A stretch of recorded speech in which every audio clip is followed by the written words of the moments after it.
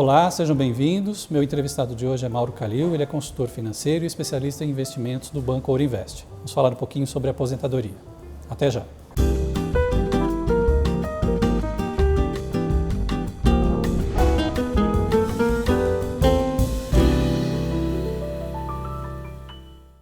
Mauro, tudo bem? Muito obrigado pela presença. Prazer enorme. Queria que você ajudasse a gente um pouquinho para explicar para as pessoas um pouquinho sobre como se preparar para a aposentadoria. Às vezes o pessoal fala assim, sou muito novo para pensar nisso, tal, e tem a Previdência Social que vai garantir minha aposentadoria mesmo, e acaba deixando a coisa para depois e perdendo um pouquinho o tempo, né? Queria que você explicasse um pouquinho quando é que a pessoa deve começar a pensar nisso, de que forma ela começa a pensar, se planejar, como é que funciona isso? Bom, primeiro a gente precisa dizer que não existe um caminho único e uma verdade que sirva para todos, né? Na minha opinião, quanto mais cedo melhor, a gente já deveria pensar na aposentadoria dos nossos filhos quando eles nascem, né? Ou seja, não é só na nossa, tem que já pensar nos filhos, né? E os nossos pais já deveriam ter pensado na nossa e assim por diante. A questão do INSS, né, nós temos uma piadinha aí no meio financeiro que INSS quer dizer isso nunca será suficiente, né? E aí vem o plano de previdência, né? Os planos de previdência privados, os VGBLs, PGVLs da vida, os planos patrocinados e tal, que surgiram como um plano B ao INSS. Os patrocinados são aqueles que a empresa paga parte, junto, né? etc. Tá? E principalmente aqueles de prateleira, vamos colocar assim, eles também já estão se mostrando insuficientes, tá? Por incrível que pareça. Essa insuficiência ela ocorre por alguns motivos. O primeiro deles é a questão dos juros, né? Da rentabilidade que eles oferecem, que é baixa durante um grande período. Então você deixa de acumular. E o segundo é a expectativa gerada na hora que você se compromete com o plano. Então você entra lá num simulador que tem um monte de disclosure, né? Um monte de avisos dizendo, olha, isso é só uma simulação, depende das condições macroeconômicas, etc. e tal, mas também depende do padrão de vida do ser humano, né? Então, quando o sujeito se compromete com aquele plano, vamos dizer que ele tem um salário de R$6.000 e fala, olha, você vai ter R$8.000 na sua aposentadoria. Fala, ok. Só que você vai melhorando de vida, né? E vai aumentando o teu padrão, né? E o teu café da manhã, que era uma xícara de café com leite, pão e manteiga, passa a ser um café da manhã completo, entendeu? Então você se acostuma com um novo padrão e R$8.500 não vão te resultar em nada. E lá na frente, via de regra, não vem aquilo que você planejou. E quais são as opções? Onde você coloca esse dinheiro para daqui 20, 30 anos você ter de volta um rendimento suficiente para se manter? Bom, o que a gente precisa pensar é o seguinte, é ter renda passiva, o que te gera renda passiva. Se você está muito próximo da aposentadoria, 10 ou 15 anos, você vai ter que ter uma poupança maior em renda fixa.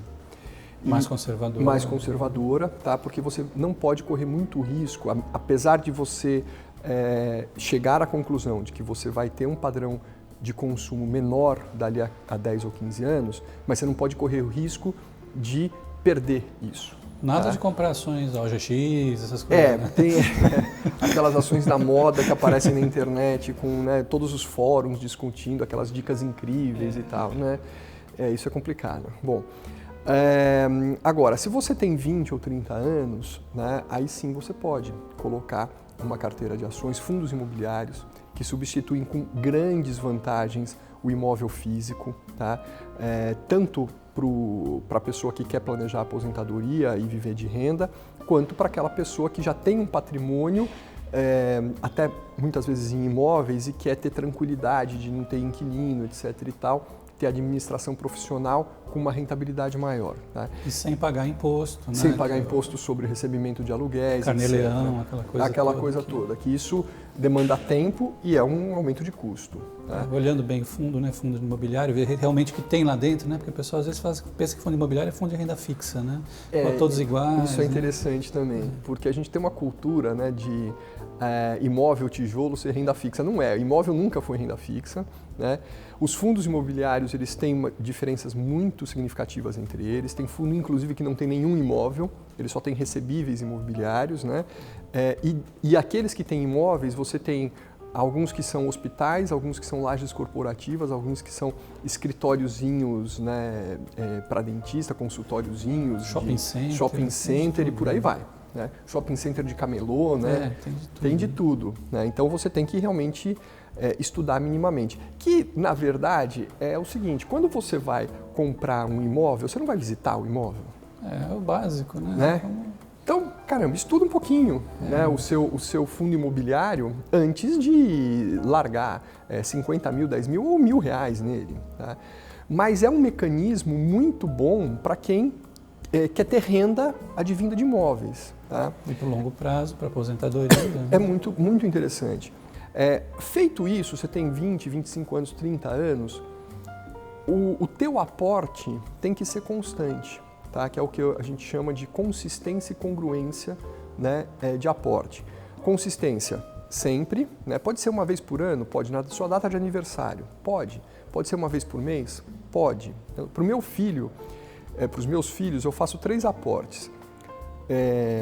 Dia das Crianças, no Natal e no aniversário. Né? Eu não dou presente, eu dou futuro. Ou seja, o presente deles é o futuro, é o futuro, deles. Né?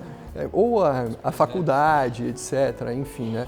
Porque isso também me tira um peso de menino entrou na faculdade de medicina e é particular. Meu Deus do céu, onde é que eu vou arrumar dinheiro para pagar agora? Já tem lá a poupança dele, né? Todos os presentes lá. Já está lá, ufa, né? Enfim, eu faço isso desde o berço, entendeu? Então, o que acontece? Não pesa. E outra questão é o risco. Né, que eu falo muito para as pessoas o seguinte, existe bolsa de valores sem risco? Existe. Né? Se você tirar do consumo algo, por exemplo, sabe aquela 4ª cerveja que você está tomando que você não precisava tomar? Né? Se você considerar aquilo e redirecionar para a tua aposentadoria, aquilo ia virar consumo, ia virar esgoto um dia, entendeu? Não é aquela primeira que dá um super prazer, não. É aquela que você já está, né, tontinho, ok? Você transformou aquilo em investimento, mesmo que você perca tudo, ainda assim é um risco menor, porque lá você tinha certeza de ter jogado o dinheiro fora. Entendeu? É uma boa lógica. Então, fazendo isso, você tem chances maiores de ter uma aposentadoria digna. Tá? Agora, o que vai acontecer daqui a 20 anos, eu não sei, você não sabe, ninguém pode saber.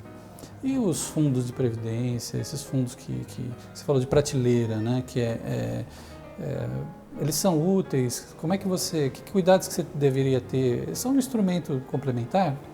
Sim, os planos de previdência, eles devem ser considerados dentro desse teu planejamento de aposentadoria, com certeza, tá? Mas não podem ser o único alicerce.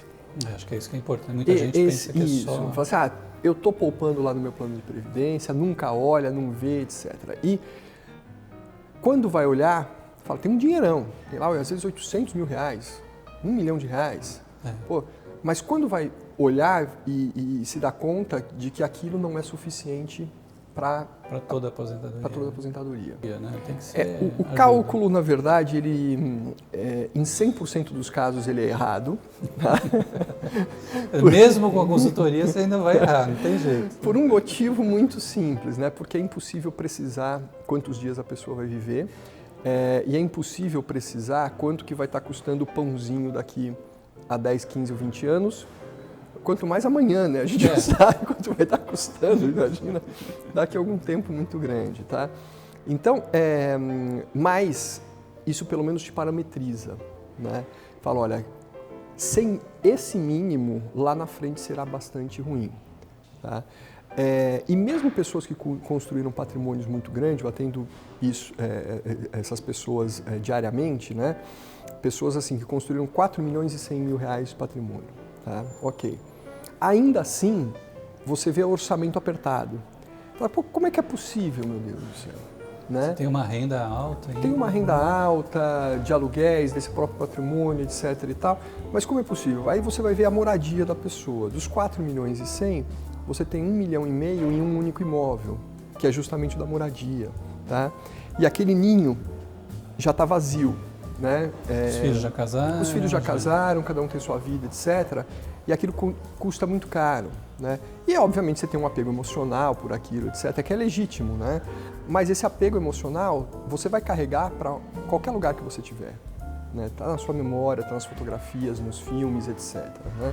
Então, essa questão tem que ser considerada, né?